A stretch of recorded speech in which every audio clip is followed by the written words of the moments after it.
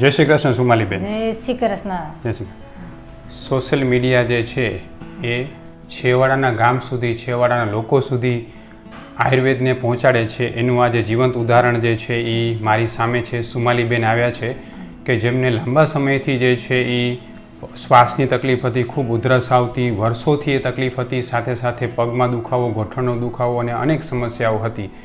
આપણી પાસે એ કઈ રીતે આવ્યા અને એની શું વાત છે એ આપણે જાણશું. સુમાલીબેન, તમે ક્યાંથી આવો છો? અમે દાહોદથી આવીએ છીએ. દાહોદથી આવો છો, બરાબર.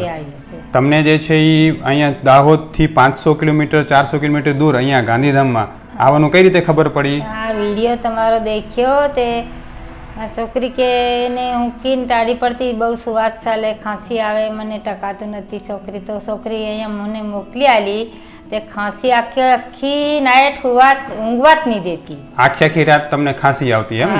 આખી રાત, પછી સુવાસ ચાલે. અને વિડીયોમાં તમે જોઈને અહીંયા આવ્યા તો જેવું વિડીયોમાં જેટલું સારું થતું બધા દર્દીને એટલું જ તમને સારું થઈ ગયું? સરસ, એટલું સારું થયું. તમને લાગ્યું ને બધું સાચું છે, સારું છે? સાચું છે, સારું છે. બરાબર છે.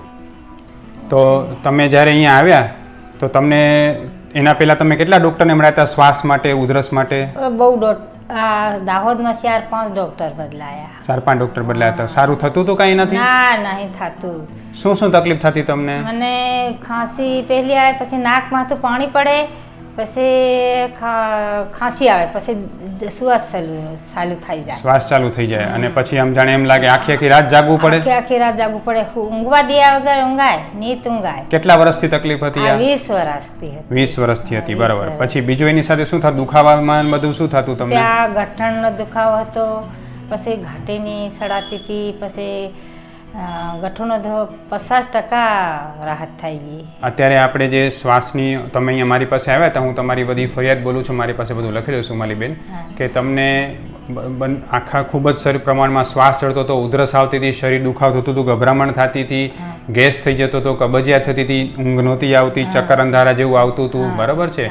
આ બધી ફરિયાદ હતી અલગ અલગ. અને તમે જ્યારે મારી પાસે આવ્યા અને આપણે લગભગ 1.5 મહિના દવા કરી, કેટલા ટકા સારું થઈ ગયું તમને? 50-60% સારું થઈ ગયું. અને શ્વાસમાં તો 100% સારું થઈ ગયું? 100% સારું થઈ ગયું. શ્વાસ એમને ખૂબ જ પ્રમાણમાં અસ્થમાની તકલીફ હતી કે જેમાં એમને અનેક પ્રકારની દવાઓ લીધેલી હતી. એમના દીકરી પણ જે છે ખુદ નર્સિંગ સ્ટાફ છે દાહોદમાં અને આપણા વિડીયોઝ, આપણા ફોલોવર છે, આપણા વિડીયોઝ નિયમિત જોવે છે. અને સુમાલીબેન જે કેટલું ભણેલા છો તમે?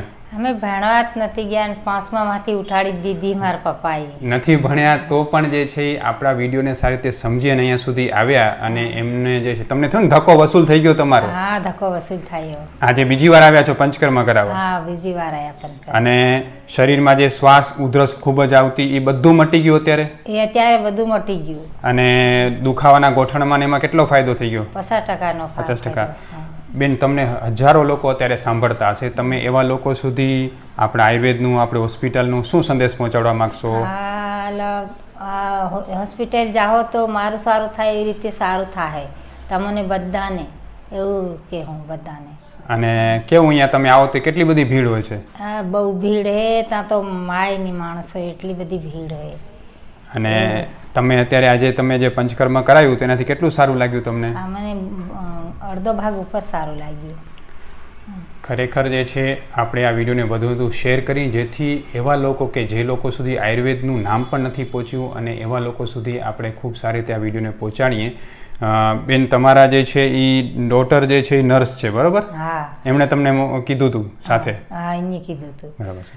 અને અત્યારે તમને જે છે એ ખૂબ સારું છે. હવે ખાસ જે લોકોને શ્વાસની તકલીફ છે બેન, જે લોકો તમારી જેમ શ્વાસની તકલીફથી પરેશાન છે, એમને તમે શું કહેવા માંગશો? ગાંધીધામ જાઓ તો સારું આયુર્વેદિક દવાખાને, પછી આ મને સારું થાય એવી રીતે તમને બી થાય સારું, એવી રીતે કહેવા માંગશું. તમે અહીંયા આવ્યા ત્યારે તો બોલી નહોતા શકતા, એટલો શ્વાસ ચડતો હતો કા? સીડી નહોતા ચડી શકતા ને? સીડી નહીં ચડાતેલી. અને હવે સીડી ચડીને આવી ગયા? હા, સીડી ચડીને અહીંયા આવી જાઉં એકદમ. ખૂબ ખૂબ ધન્યવાદ સોમાલીબેન. જય શ્રી કૃષ્ણ. નમસ્તે. નમસ્તે.